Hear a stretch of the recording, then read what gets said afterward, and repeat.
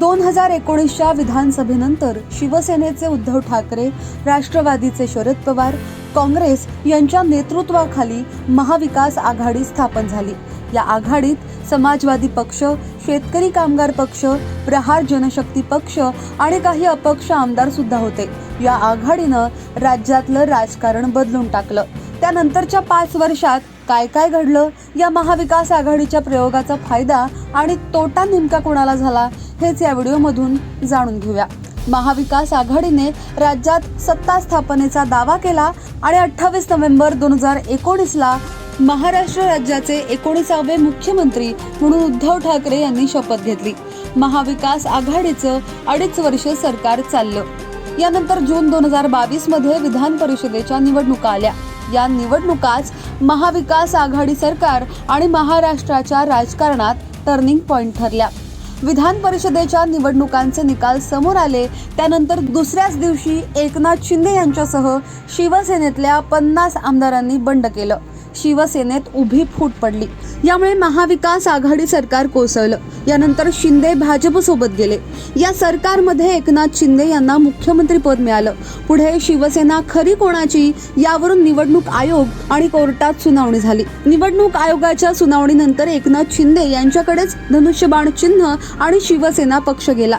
उद्धव ठाकरे यांच्या शिवसेनेला मशाल हे चिन्ह मिळालं। राज्यात शिंदे फडणवीस सरकार स्थापन झाल्याच्या 1 वर्षानंतर राष्ट्रवादी काँग्रेसमधल्या 9 नेत्यांनी या सरकारमध्ये मंत्रिपदाची शपथ घेतली। सुरुवातीला वाटलं या निर्णयाला शरद पवार यांचाही पाठिंबा आहे, पण नंतर काही वेळाने शरद पवार यांनी राष्ट्रवादीतल्या आमदार फुटण्याचं जाहीर केलं। अजित पवार यांच्यासोबत 40हून अधिक आमदार गेले तर राष्ट्रवादी पक्ष कोणाचा हे प्रकरण निवडणूक आयोगात गेलं। निवडणूक आयोगाने अजित पवार यांच्याकडे पक्ष आणि चिन्ह देण्याचा निर्णय घेतला। शरद पवार यांच्या पक्षाला नाव आणि चिन्ह नवीन दिलं गेलं।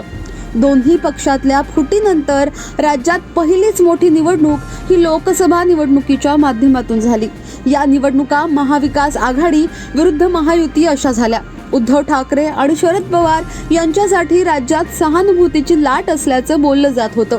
लोकसभा निवडणुकीत महाविकास आघाडीला चांगलं यश मिळालं। महाविकास आघाडीने लोकसभेच्या निवडणुका एकत्रित लढवल्या। या निवडणुकीत महाविकास आघाडीला मोठं यश मिळालं।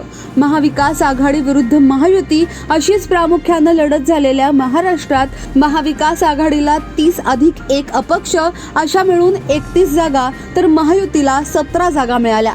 लोकसभा निवडणुकीत महाविकास आघाडीला 43.91 तर महायुतीला 42.73% मिळाले। भाजपला 1,49,66,577 मतं मिळाली, मात्र भाजपला अवघ्या 9 जागाच मिळाल्या।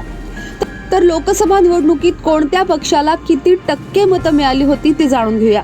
सगळ्यात पहिला पक्ष भाजप 26.18% मतं मिळाली होती। काँग्रेसला 16.92% मतं मिळाली होती। राष्ट्रवादी शरदचंद्र पवार गटाला 10.27% मतं मिळाली होती। राष्ट्रवादी अजित पवार गटाला 3.60% मतं मिळाली होती।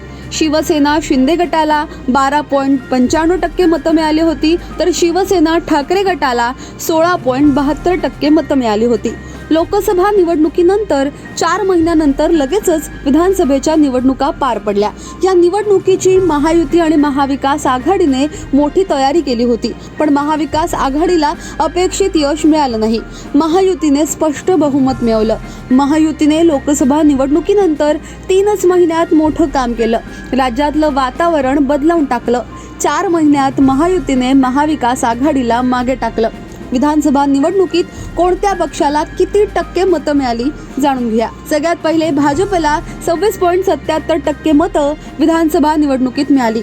काँग्रेसला 12.41% मतं मिळाली। राष्ट्रवादी शरदचंद्र पवार गटाला 11.28% मतं मिळाली। राष्ट्रवादी अजित पवार गटाला 9.1% मतं मिळाली। शिवसेना शिंदे गटाला 12.38% मतं मिळाली, तर शिवसेना ठाकरे गटाला 9.96% मतं मिळाली। लोकसभा निवडणुकीत राष्ट्रवादी शरदचंद्र पवार पक्षाने कमी जागा लढवल्या होत्या। 10 जागा लढवून त्यांनी 8 जागांवर विजय मिळवला होता।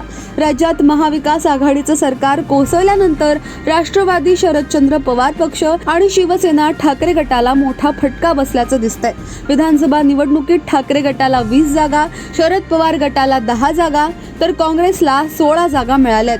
लोकसभा निवडणुकीत दणदणीत यश मिळवणाऱ्या महाविकास आघाडीला विधानसभा निवडणुकीत दारुण पराभवाचा धक्का बसलाय। आता या पराभवातून सावरून पुढे वाटचाल करण्याचं मोठं आव्हान महाविकास आघाडीसमोर असणार आहे। यावर तुमचं म्हणणं काय? खाली कमेंट बॉक्समध्ये तुमच्या प्रतिक्रिया अवश्य नोंदवा। आत्तापर्यंत जर का लोकमत सबस्क्राईब केलं नसेल, फॉलो केलं नसेल तर लगेच सबस्क्राईब करा, फॉलो करा आणि पाहत रहा लोकमत। धन्यवाद।